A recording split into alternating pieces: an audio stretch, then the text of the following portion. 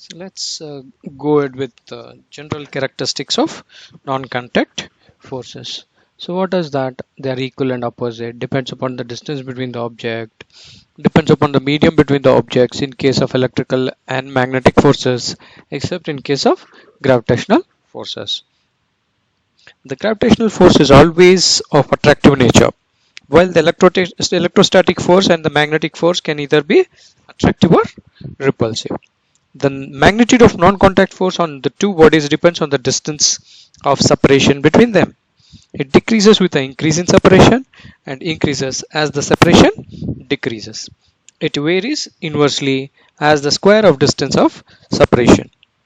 For example, on doubling the separation between the charges, the force between them becomes 1/4. The next is Newton's law of motion, the first law. What does that say?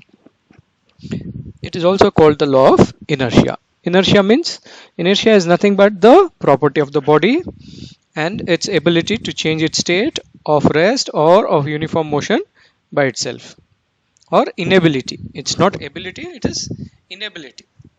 Okay, because the body does not change on its own. Some force, external force, is required to change its state.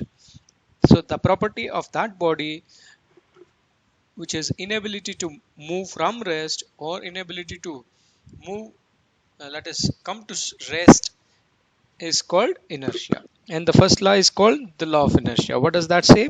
A body continues to be in its state of rest or of uniform motion in straight line unless an external force is applied on it. This law tells us that every material body has a property by virtue of which it resists the change in its state of rest or in its state of motion. This property is called inertia. Therefore, this law is also called law of inertia. The first law also gives us the definition of force in a quantitative way. That is, a force is the cause that change the state of rest or the state of motion of a body. Second law. The second law. The rate of change of momentum of a body is directly proportional to the force applied on it, and this change in momentum takes place in the direction of the force applied. And the third law. To every action, there is always an equal and opposite reaction. Now we have to understand what is momentum. The momentum of a body in linear motion is the product of mass of the body and its velocity. The force needed to stop or move a body depends not only on its velocity but also on its mass. The product of mass and velocity of the body is called the linear momentum. In linear momentum, the term linear momentum is simply called momentum. Inertia of a body depends on the mass of a body. Okay, inertia of body depends on its mass. More the mass of the body, more is its inertia. In case of rotational motion, the torque or couple needed to stop or rotate a body depends on angular momentum.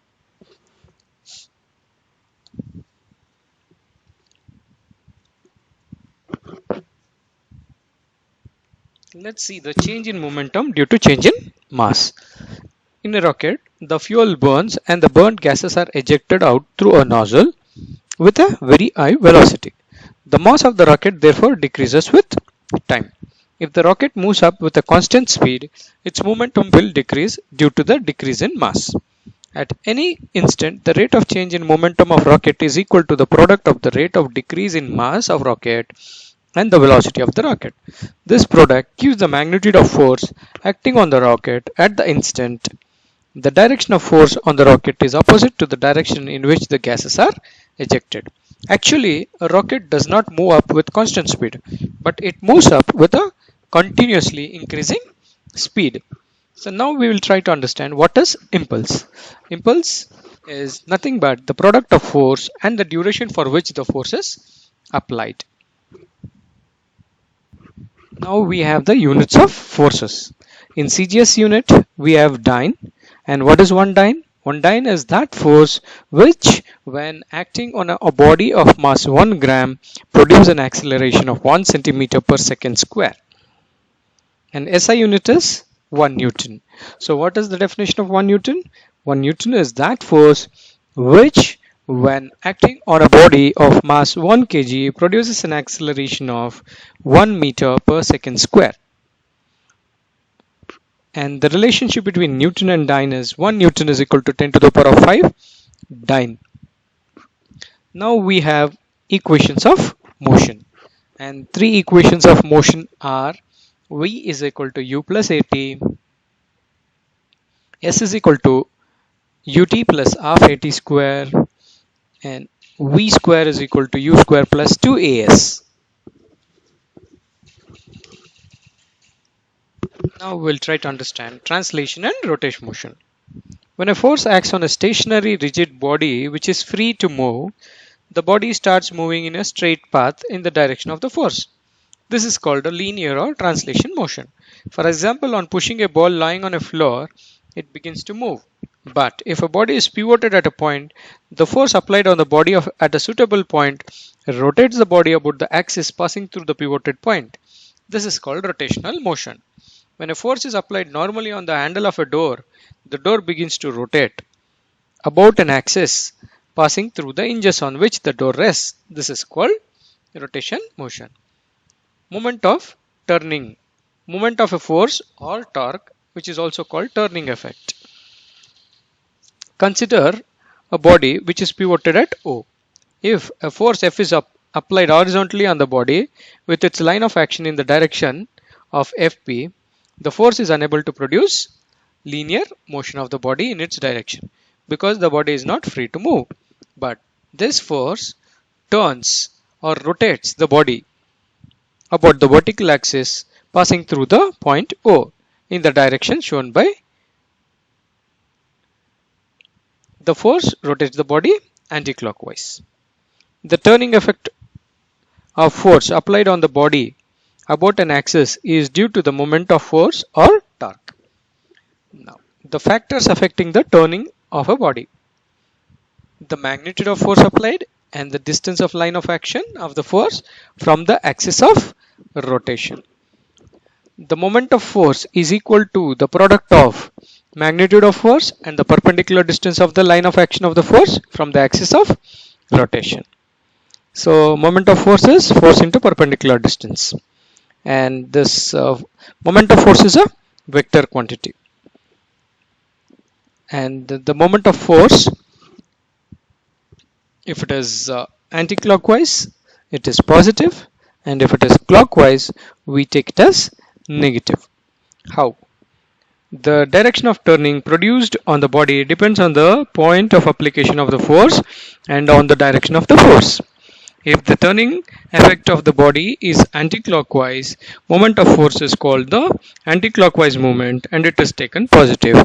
While if the turning effect of the body is clockwise, moment of force is called clockwise moment and it is taken negative. So now units of moment of force. Unit of force is into unit of distance.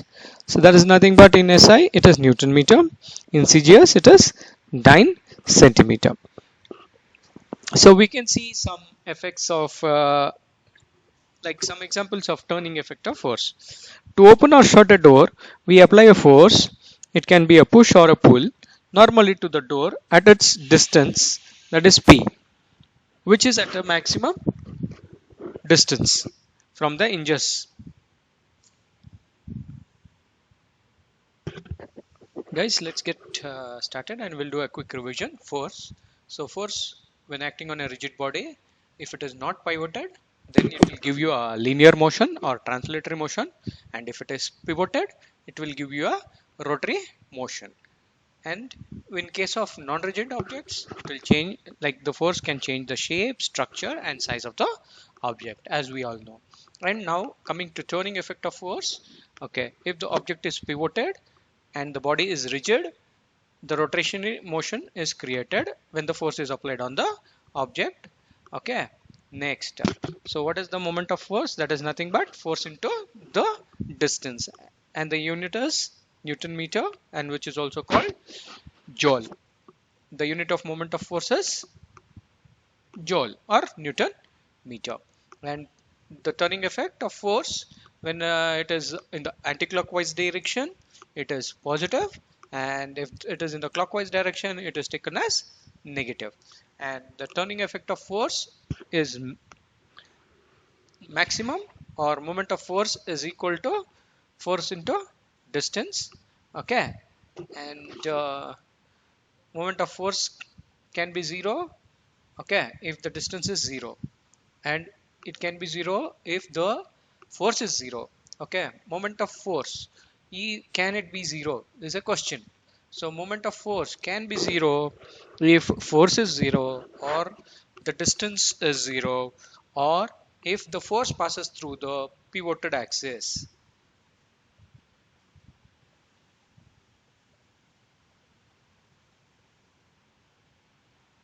Now we'll try to understand what is couple. A single force applied on a pivoted body alone does not cause turning or rotation of a body. Actually, the turning is always produced by pair of forces. In the above example, it is due to the external applied force and the force of reaction produced at the pivoted point. The reaction force at the point pivot is equal in magnitude but opposite in direction to the applied force.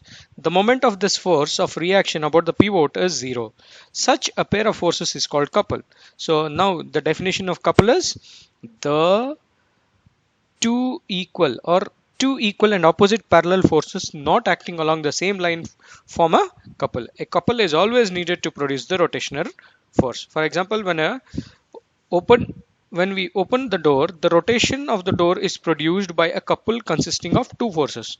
One, the force which we exert at the handle of the door, and the other, an equal and opposite force of the reaction at the hinges.